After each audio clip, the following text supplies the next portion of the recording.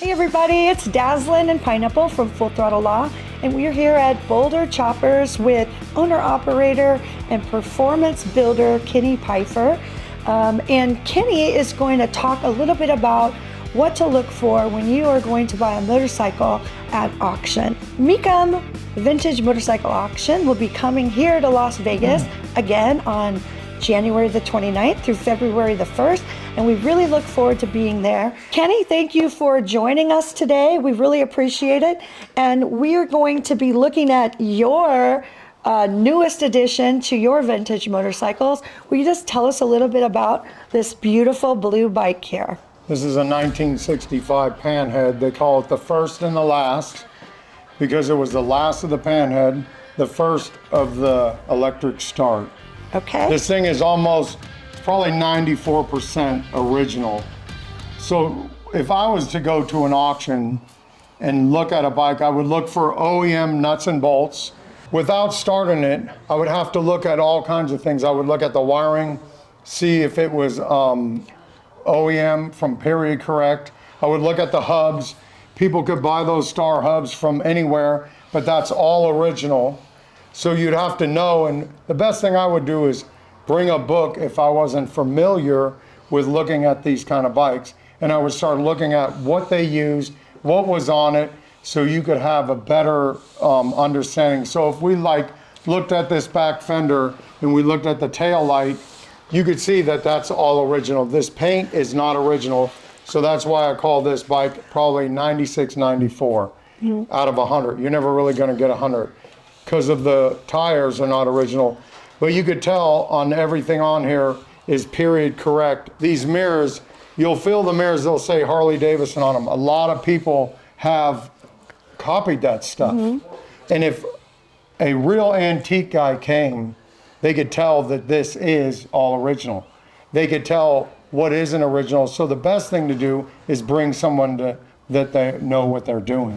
What's OEM stand for? What does that mean? Original equipment. Original equipment, okay. There's little things on here that aren't original, like this cover right here. It covers the master cylinder. There's one on the coil. Other little things you could tell, like this wasn't original. This is not the stuff you look for, but you look for all these bolts, and they'll have numbers on them.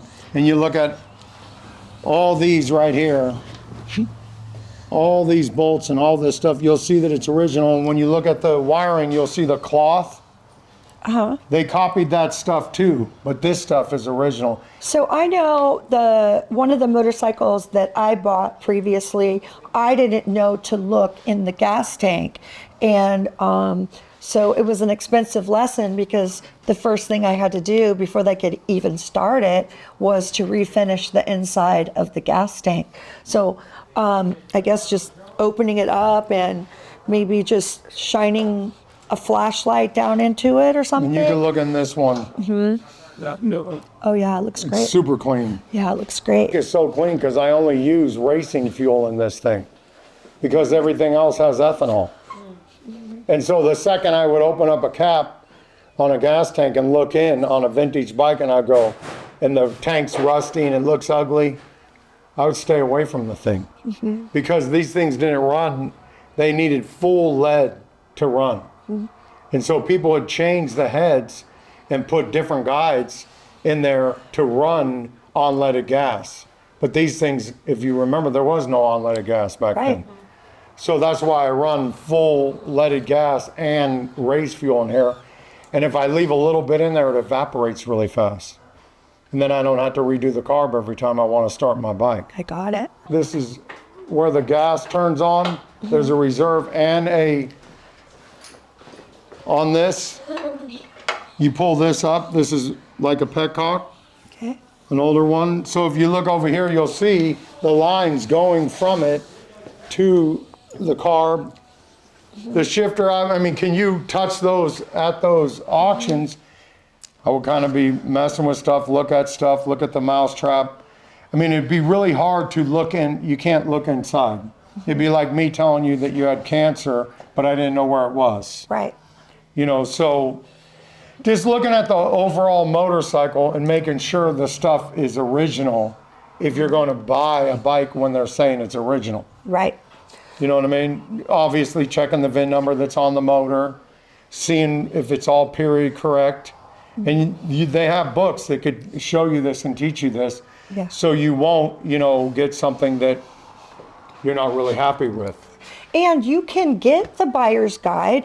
It's all online already. They do a beautiful job of putting all the collections together and what bikes are going to come across the block every single day. So if you have your eye on something, my eye was always on the no reserve. I love to hear him say, and no reserve. And that means that whatever you are willing to pay for it, the owner of that bike will accept within reason, of course. I handed you a pile of cash right now, Kenny, and I said, will you please go buy a bike for yourself? What would you be looking to add to your beautiful collection? I would be looking for the bike that I sold about 15 years ago. It was all original 1947 knucklehead. Okay, because you're kind of a knucklehead yourself. I can Ain't see we it. all? But I'm Jesus' Yes, we are. knucklehead. And the thing is I want a knucklehead. Okay. Because I have two panheads. One of them was in the living room for a while. And then my wife was like, why is that in the house? Don't blame her. Because it fit perfect, that's why. Yeah, of course. It's like a dog, pissing in the yard. I was marking my territory. Okay, I got it. And it didn't work out for you, did it? No, eventually she rolled it out. There's still markings. All right. So If another dog comes, they'll smell